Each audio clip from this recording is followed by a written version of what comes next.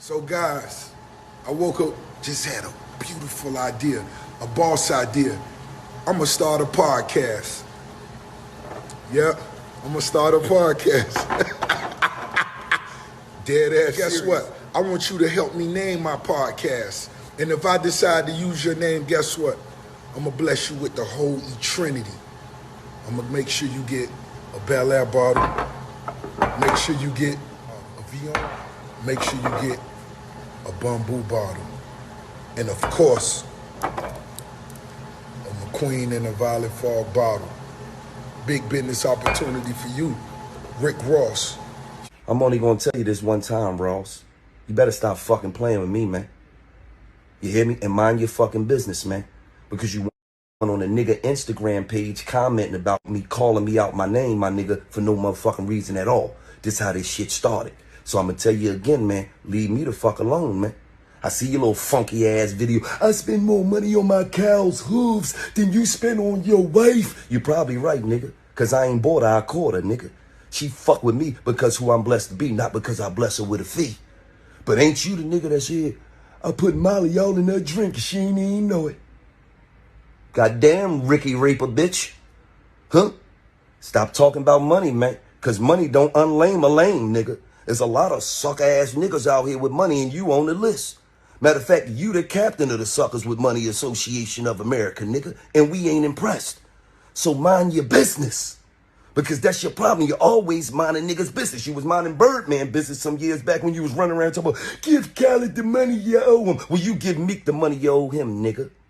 Because you got him in a 1914 slave deal. A Harriet Tubman joint that he signed when he was 19 and now he's 35. I thought you said a boss is one that guarantee we gon' eat. Well, why you ain't renegotiating with a real nigga? Thank God he fucking with them white boys. He fuck around, be broke, busted, and disgusted fucking with you. He's a hell of a businessman, though. Salute to you, Meek. But stop talking about money, man. And stop pushing that Bel Air on niggas, because they don't drink that shit no more. I got the ice electric blue bottle, and I got the lime green bottle that float in the air like Aladdin's carpet. We don't give a fuck. We don't want it, man. Niggas don't drink that shit, man. And slow up on them goddamn lemon peppers, because you're about a 6-piece away from a heart attack, nigga. Leave me the fuck alone. I'm telling you, this ain't what you want like Lil Durk first single, nigga. You better leave me alone. And one thing about me, I'm not no hater. I salute you. Your crib is immaculate, nigga.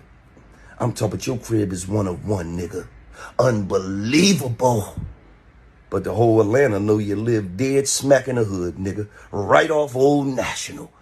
2 blocks away from the blackest Walmart in the state.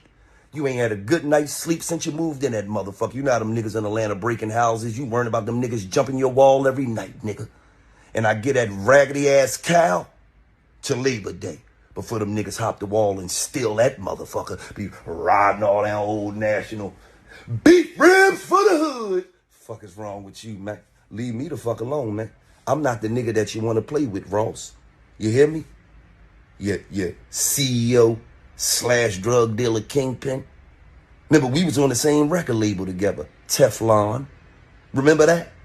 When you used to go to work, you tell niggas, lock it in.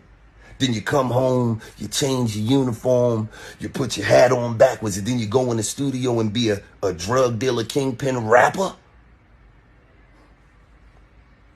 Oh. Leave me the fuck. Hi, you guys. So I guess the back and forth between Gillie the Kid and Rick Ross will continue. But, at the same time, maybe it won't. But because I feel like Rick Ross feel like he's above responding to people.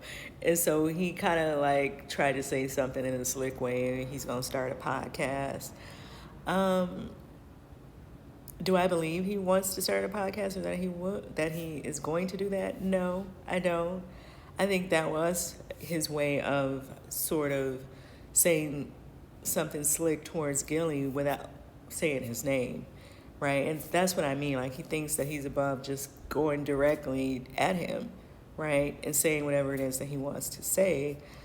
But you said things about him in some comments, so you knew that he was going to see that you said something about him, and so why would he bite his tongue on that if you put it out there how you feel? So I don't know. So I don't know. We may get a little more back and forth. We may not.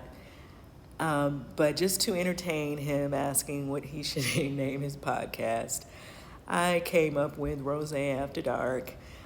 Uh, what do you guys think he should name the podcast if you were going to submit a name to him? Now, Gillie was saying Lock It Up Radio or Lock It Up, Lock It Up Podcast. That whole story about him being a correctional officer, I remember that. I remember that kind of came out. Because that, when Rick Ross kind of came into hip hop, that's kind of around the time that I kind of stopped listening, right? It wasn't doing it for me anymore, but I knew who he was. I'm not a fan like that, to be honest. And like I said, I just wasn't a fan of hip hop around that time of him coming in anymore. And so I remember that, and I remember the whole story of people saying that he was a correctional officer.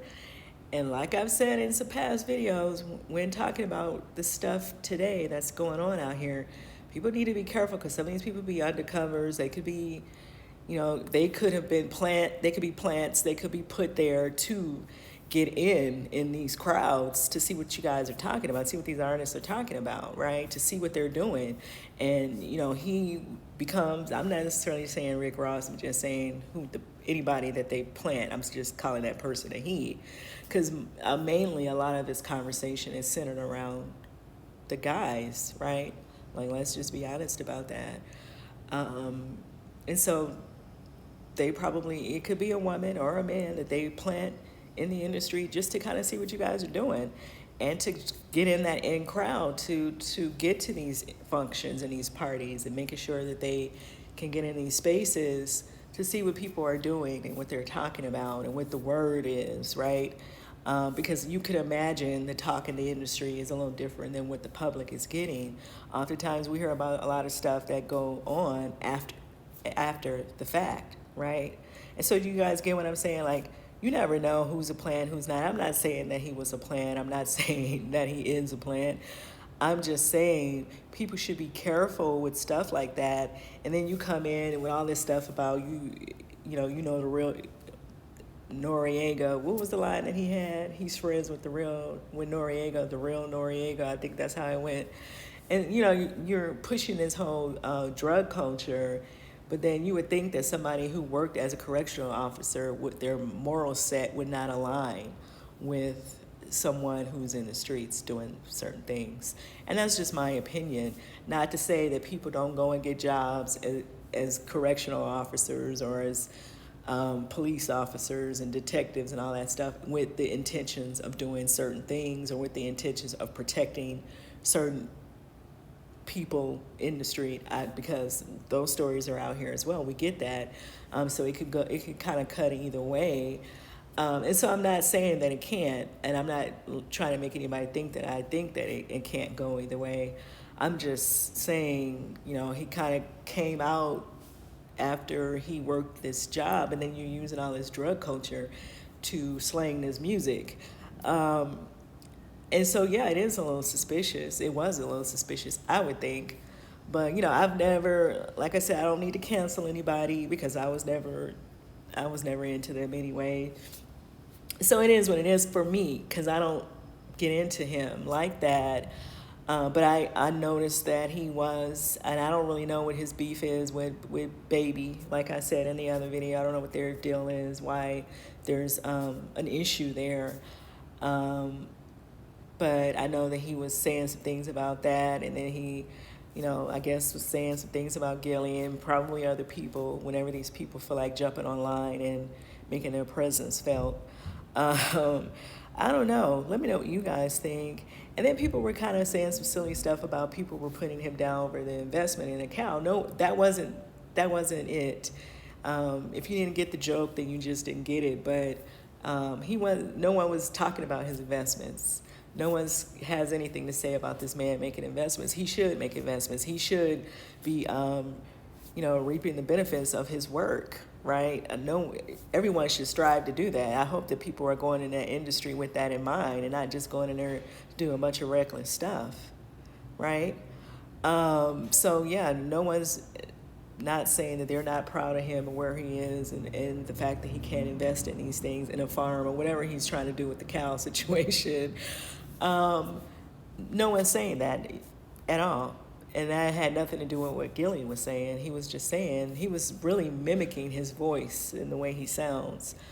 And the fact that he went online to say that, I don't think it wasn't any other. Maybe people are fans of Rick Ross, and so they just wanted to twist that into what they wanted to twist it into. But let me know what you guys think about this whole conversation in the comments. And do you think that this will continue? Gillie is saying he's trying to tell him to leave him alone. So I don't know.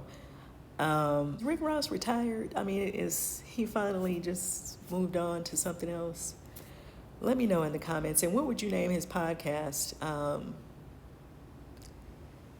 Let me know in the comments. I came up with Rose After Dark. And I'll see you guys in the next video.